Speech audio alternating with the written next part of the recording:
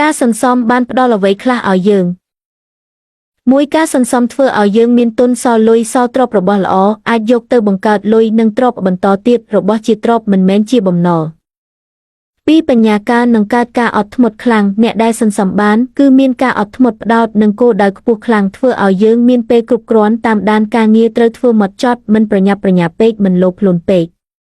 ធ្វើដោយសត្វនិងបញ្ញាគ្រប់គ្រាន់ផលវិបាកមនុស្សចូលចិត្តប្រើតែភ្នែកមើលគេចាំការងារគេធ្វើមុនពេលយើងធ្វើក្រោយនឹងជួបរឿងដែលមិនគ្រោងទុកច្រើនបញ្ហាច្រើនដូចនេះចាំតិចក៏អាចជាឱកាសល្អមើលរឿងបានលម្អិតច្បាស់ផងដែរ